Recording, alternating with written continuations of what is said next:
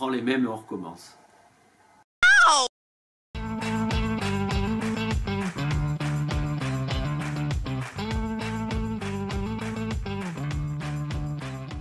En 3 mots, c'est quoi la DSN? 1. Déclaration. 2. Sociale. 3. Nominative. Heureusement que vous ne l'avez pas demandé en 2 mots, ça, on aurait été mal. Alors plus sérieusement, la DSN reprend les déclarations sociales effectuées par les entreprises et leurs mandataires.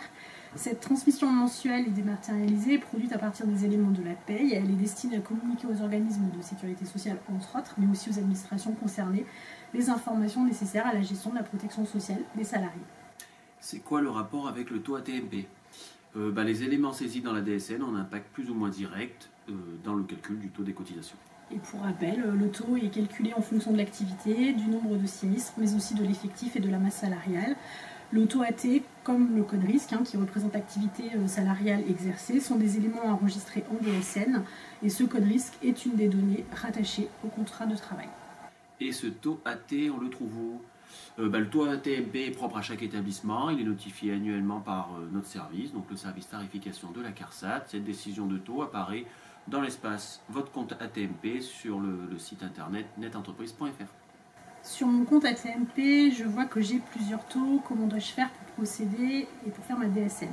Alors, il y a plusieurs raisons à cela. La première, pour faire simple, c'est que vous bénéficiez peut-être d'un taux de fonction support de nature administrative en plus de votre taux principal. Et dans ce cas, il faut bien veiller à bien rattacher le bon salarié au bon code risque, c'est-à-dire à l'activité qu'il exerce réellement, et donc de ce fait au bon taux. Ou alors le taux a changé en cours d'année, c'est-à-dire un changement dans la vie de l'entreprise, achat, transfert, modification d'activité, décision de justice. Et dans ce cas-là, notre service, là encore, vous notifiera un nouveau taux. Il faudra bien veiller à le modifier sur votre DSN.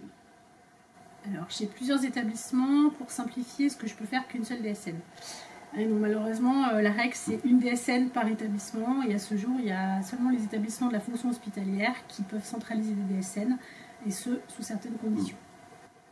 J'ai bien établi ma DSN, pour autant je reçois un courrier de votre service me demandant les salaires et effectifs. Pourquoi une erreur? Alors non, c'est bien qu'une anomalie a été constatée. Alors soit on n'a pas reçu de DSN, par exemple on n'a pas eu de connaissance au changement d'adresse, donc du SIRET, ou alors on a reçu une DSN mais on a constaté un écart entre les données reçues et celles de l'année passée.